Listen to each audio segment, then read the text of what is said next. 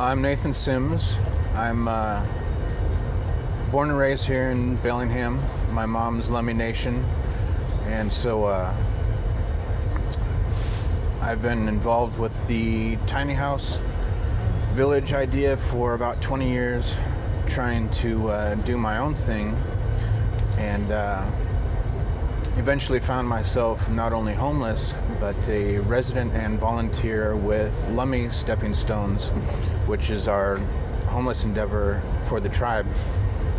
We've started a tiny house village ourselves. We've got a few shelters open, and if it weren't for HomesNOW, we wouldn't have any tiny houses. They allowed us to, when we helped each other out, we started with the tiny house villages, and I was a resident there for about 3 years, and I was living in one of the tiny houses that we put up until recently.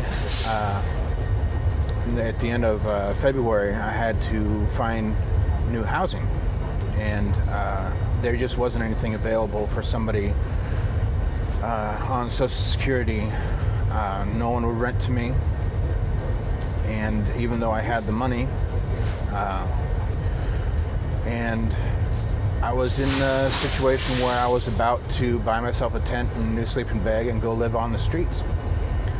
But fortunately, because I had ties with HomesNOW, I gave them a call, filled out the application, and crossed my fingers, held my breath. And fortunately, before I hit the streets, I was able to find a safe place here in a community, a village of people who are trying to get that leg up instead of a handout. And that's one reason why we called Lummi's project Stepping Stones, is because we're not trying to perpetuate the homeless situation. One thing Nick Lewis said from Stepping Stones is that our language doesn't even have a word for homeless. That's a fairly recent invention of society. And I think that's one of the downfalls. You know, our ancestors, they had it right. And the only thing that we've proved with our big governments and big cities and organized religions is that it doesn't work. It never did. It wasn't designed to. It's mostly designed to prevent the people who need the resources from getting those resources. And it's a sad state in the world, but I think it's there's a reason they never changed the phrase "it takes a village," because it does take a village. Everyone working together, kind of policing ourselves. We find a balance.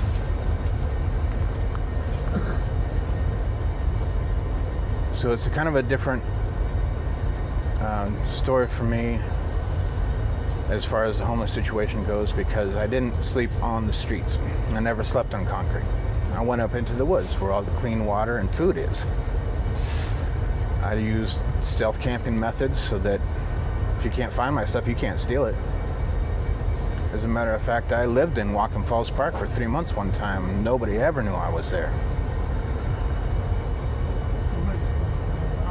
I did a fair bit of foraging, hunting, and fishing, which was really fun. I learned to use all of the skills my parents taught me.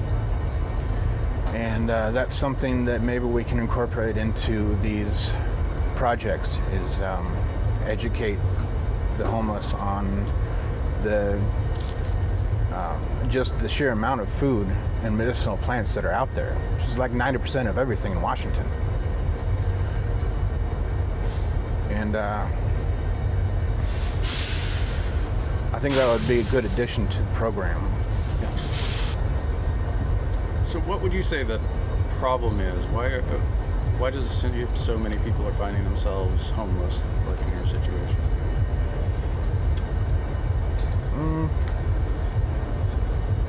To sum it up in one word, greed.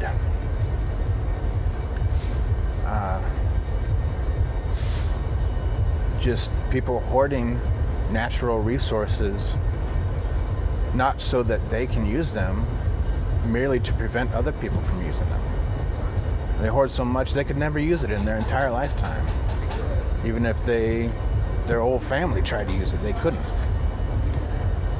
And it's a shame that that is called success these days. So would you say it's mostly like corporate greed or more of a widespread?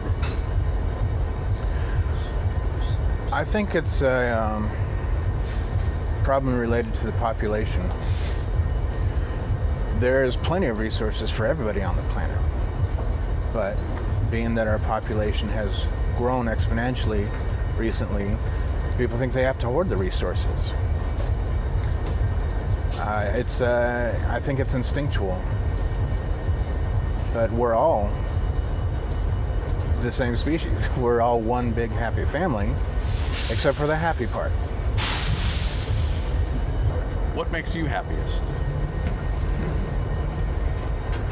Just the decision to be happy. Of course, I come from, my dad's Norwegian, my mom's Lummi, but on the Norwegian side, we invented the word happy. So it's kind of hard for me not to have that in my heart. I can be frustrated, vent, but in the long run, it's so tiring to be that angry or hold those grudges. I'd rather just be happy. And that flips a switch in my mind and in my heart. No matter what happens, no matter what anyone does, it's up to me whether or not I'm happy. A lot of it's a mindset. Yeah. Yeah. And so would you say that HomesNOW and tiny homes help promote that happiness, or it's just whatever you make it? Yes. You know, of all of the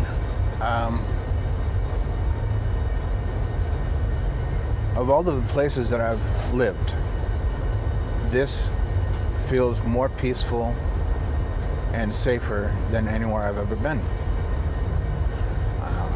For one thing, I am part of the village, part of a community. I'm not just talking to myself and I out in the woods. And being part of a community, a village, gives you that sense of stability that many of us are missing.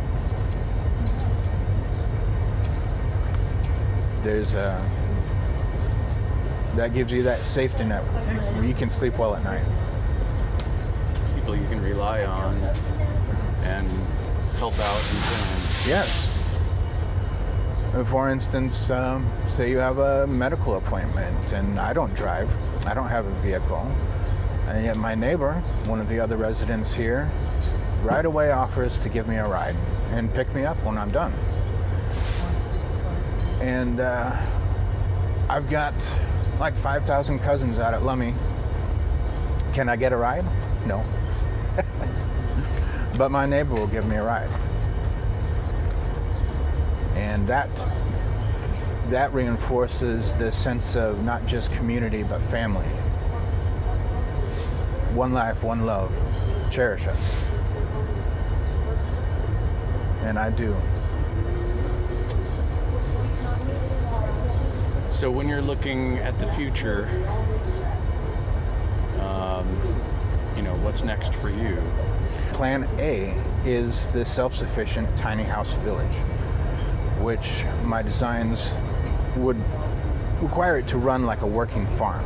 And the idea is not just to be self-sustaining, self-perpetuating. So you just start with one village that saves enough money to start the next village. Then you got 2 villages that save enough money to start 2 more villages, and so on. It's almost a pyramid scheme. But this one actually works because you're not trying to make money, you're trying to save lives, house people, take care of people. And there are some programs like us we had not heard of until I did some research trying to figure out what we can do here to get to that point. And the solution is simply to house everyone and provide them with the services they require. We spend so much money on these things that are not solutions, and they seem self-defeating in their design before they're ever even employed. So it seems, what you're describing to me seems like a balance between that self-sufficiency and the village. I'm feeling Yes. this. So where Yes, is that balance? We have a tendency to think that living in a self-sufficient lifestyle would mean giving up stuff. And what I proved is that you don't have to give up anything. You don't have to give up electricity. You don't have to give up your TV, your internet, your phones, all these fancy devices that we've invented to keep ourselves entertained. You don't have to give up your running water or any of these things, because there are systems and designs available right now that can address all of those issues. It's very simple and very easy. And in the end, when you look at the maintenance of a self-sufficient village, each and every one of the chores, if you will, are naturally therapeutic things to do, which is great for people in our situation who are not just homeless, but oftentimes disabled or traumatized, which leads to the difficulty in getting along in modern day society.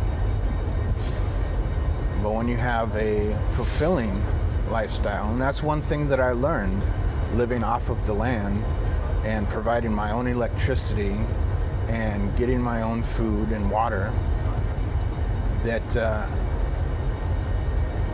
old saying, you take the job away from the man, you take something away from the man. And it turns out what that is that fulfillment, that satisfied fulfillment that you get of a job well done. I did this. I've got everything covered, and I'm good.